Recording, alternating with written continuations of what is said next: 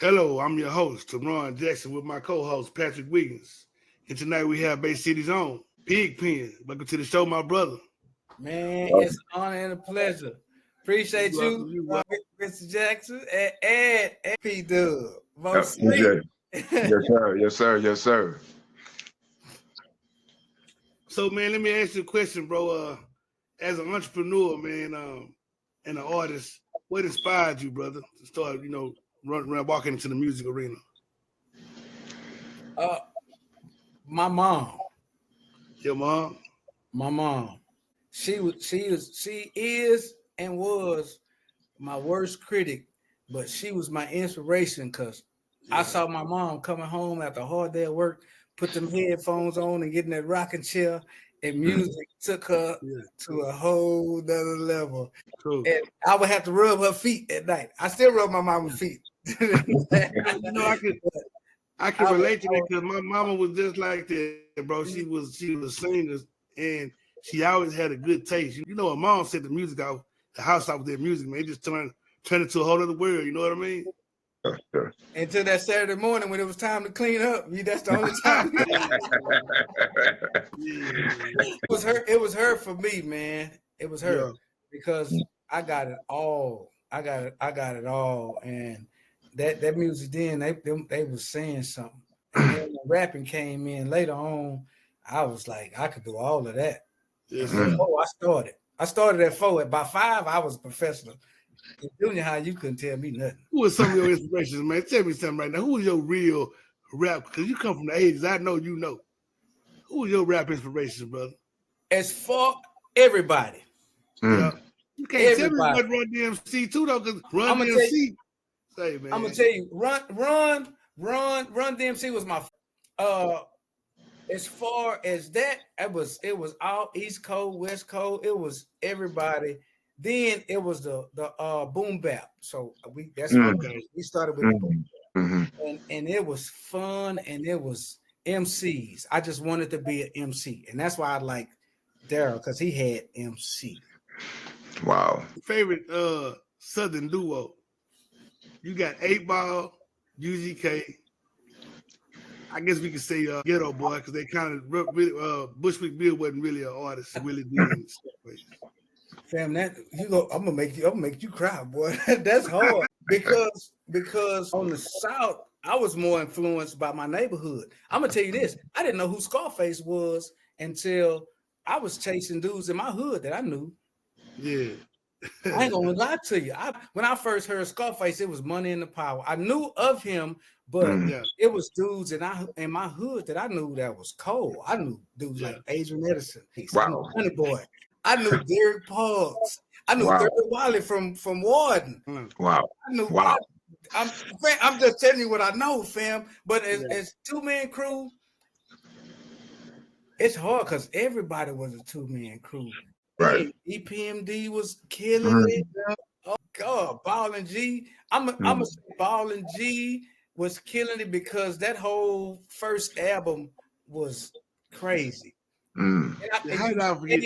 That first album was crazy, and I grade everybody by their first album because that's the one you spent years trying to make, and then you finally get it. So you going back through your arsenal. So I grade by their first album. So how did I forget Outkast though, fellas? Yeah, Outkast.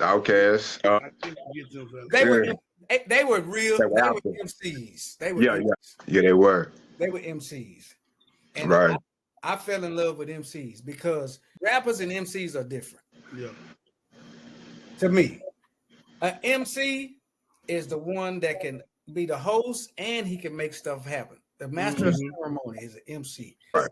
Everybody can rap. You can go to the junior high, elementary, and little kids can rap. I rap Christmas presents. You rap your sandwich. These are people who can. It's a difference. All MCs don't know rappers, but all rappers know the MCs. Yeah. And as Andre 3000. And as music changes, you can notice the change in music and all the artists and the rappers change. But one thing that never changes within the genre of all from the boom bap to now, these are always at the top. Yeah, exactly. He's always at the top. Exactly. A bunch of rappers, but when they go back to to the real art form, it's always the MC. The MC, the master of ceremony. The The master of ceremony. That's Exactly. what that part. But You I know don't what? know. I can't answer that question, fam. All of them. DP, man, we wanted to kind of get into something here, just like a little deeper with something, man. You know, you have an outlandish, what I call outlandish style, but like it's very skillful. And you taught me like a lot of I have a lot of influences and whatnot, right? You one of them, you know what I'm saying? And you taught me how to write rhymes. You know what I'm talking about, how to structure the rhyme and how to underline the last word and everything else. I wanted to ask you this. Out of your seasoning and out of your whole skill level or whatnot, what drove you to get to that skill level that you at right now and back then? Back then, it was because they wouldn't let me in. When I started, I was like 5 when I was writing music because of my mom. But I was writing complete songs. But I was a storyteller back then because it was an art. My thing was we didn't have videos then. And to be an MC was to rhyme and paint a picture. If you close your eyes, I don't need a video. I can paint a picture and take you with me. Exactly. Songs like Take Two With Me. Songs like Pocket and Spice is my favorite one. Jealous Got Me Strapped. Never seen nobody challenge Pac the way Spice did. Yeah. And Slick Rick, when he did Lottie Dottie, you can see the video. You didn't need no video for Lottie Dottie. You didn't need no video on mine playing tricks on me. You was there. Exactly. As an MC. So I started doing that. But as in person, if I make the crowd come and they miss half of my story, they late to the party. So they didn't get the whole story. They be like, what are you saying? Shut up. I'm trying to get the rest of it. Shut up. I'm trying to get the rest of it. So I had to change and evolve because I was still a great storyteller. Horrible liar. I can close your eyes. I can take you with me. I can take you to Bay City. I can take you to Warden. I can take you through my day and nothing exciting happened, but I could rhyme and make the mosquito bit me and we had to go put a Band-Aid on there. And you'll be like, man, I was there. I seen the mosquito bite. Exactly. That part right there. And made me do it and being fast forwarded. That was the best thing and the worst thing I ever experienced in my life. Fast forwarded. Man, you gotta tell me some of your experience. You was telling me about something earlier over the phone, man. We were talking about the Michael Watts epidemic that was going on down there in Bay City when he had come down in the ones and twos. Yeah, man, that was on accident. I was really before then. I was doing music because again I got fast forwarded. Let me tell you that before I tell you that. I got fast forwarded. I had just left the studio with some older cats, and back then. It was Honey Boy and it was Ace, and when they would meet up, it looked like a fight. It looked like a fight was about to happen. They'd be like, "Hey, Ace over here, Honey Boy coming this way," and it would be a big gathering. And I wanted to get in them crowds, and I couldn't get in them crowds. And when I finally made a tape with one of the dudes heard the voice, they was dropping us off, and they heard my voice. Fast forward, they heard the other guy's voice that was on there. Fast forward, and they heard Honey, and they stopped. And he played this next song, same thing. And that horrible because I'm fresh out the studio and I'm thinking I'm on to something. And this man fast forward me, don't even again. That was humbling. I think that was one of the best experiences that happened to me for me to get fast forwarded in my face. Right. Exactly. Because I mean that catapulted you to start, elevating your skill. And I was a monster ever since then. But I was a storyteller. But at that time, I wasn't in the group. By the time Watts came through, that was on an accident, and my skills were immaculate. That was maybe 20 years later. And the only reason why that happened was with the Watts thing was he came on a Thursday. And the hood was excited because nothing happens on a Thursday. So the whole hood was like, man, we going. And I'm like, I'm going as a spectator. So none of the MCs were there. People were on or they were in jail or gone or at college or whatever the case may be. So I just went as a spectator and to be just in the building. Sheldon Cooper saw me in the back, and he was like, "Hey, you gonna rap tonight?" I said, "No." I said, "Man, I got 2 beers. I'm 135 pounds now, so you can imagine what I was." And Sheldon came and got my 2 shots and my 3 beers and pulled them out right in front on the table. He pulled them out, and I was in the back. And I'm like, man, he's like, T, you gonna have to leave or fight me because you getting on the mic. I was already 2 shots in, 1 beer in. I wasn't ready to fight Sheldon that night. So man, look, can you tell me more about this Honey Boy character y'all keep telling me about? He must have been one of them boys out there in Bay City at one time. Man, I'm gonna tell you, it was some legends. It was some legends. When I came in, you would get punched in your chest behind rapping. You would get punched in your chest because wasn't nobody rapping. And Honey, Garfield Gibson, Honey Boy, he was a year older than I am. G Brown, his name at that time, he was Tiny G. Since I was small, they gave me the name Tiny T and put us. Now I stole his name, but the hood gave me his name because I was smaller than him. And Tiny T disappeared.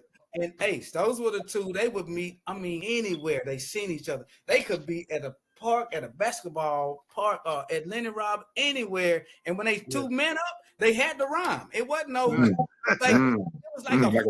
Man, it was like a standoff. Man, I'm talking about you could be in aisle 6 in the grocery store, and he coming down 4, and they be like, "Honey, he over there," and you can't go check out. You got to see it. Damn, that was beautiful. But you would get punched in your chest. And I wasn't in there, and they was rapping about, they was rhyming. I had Scarface in my neighborhood. I had 8 Ball in my neighborhood. I had Flavor Flav in my neighborhood. I had Chuck D, which I ain't gonna say the name, but I had a Chuck D in my neighborhood. Fam, all these people that you can name on industry, they was in my neighborhood. I had a Mary J. Blige at the church in my neighborhood. I had Faith Evans in my neighborhood. I get what you said. I spent my rent money on Bay City. And I got in because I had to create my own lane because I'm 5 and 6 and I'm listening to the women in my neighborhood that were older because dudes follow women. So whatever the women say is what's gonna happen. So older women was like, hey, you cute and you do this and this and this and this. And the old lady told me, she said, well, you don't have to be like them because she said at the end of the night, if you do what we like, he gonna give us all the money and we could bring you on some pimp shit. I started rhyming about women. Right. I didn't have no street stuff. And when Freaky Tales hit, me and Too Short was the only one talking about women. Yeah. I was already a storyteller, so I could just go into detail. Yeah, I'm gonna be honest with you. The girls wanted me to name them. I'm like, can I interject on that though, man? Yes, sir. Yes, sir. You kind of remind me of Devin the Dude, man. Fam, and I love you some Devin the Dude. Devin the Dude is very much of a good storyteller. And that's where I started. But if people get there late, they missed half of the story. And then with the art form, that's for MCs. That's not for the crowd. No, exactly. That's for the crowd. MCs know your talent. The crowd don't care nothing about your talent. I've never been the best rapper. I've never been the best in the building. I've never had the best notebook. I got some guys. I know some guys with great notebooks, but you tell them to spit it, it's horrible. But they notebook is way more immaculate than mine. I'll entertain your ass. And that's how I win. That's how I win, fam. Off of that. I mean, that's a good point right there because I mean, those can like have the skill of writing, or even have the voice and lack the skill of writing. But you got the whole like you have to have the whole package. That's what it was about back in the day. You have to have the whole package: the voice, your content, know what you were rhyming about, the lyrical skill. You know what I'm talking about. At the same time, to know how to perform it. You know what I'm talking about, and entertain a crowd or yourself or whatever. So with that right there, how do you feel about the state of hip hop today?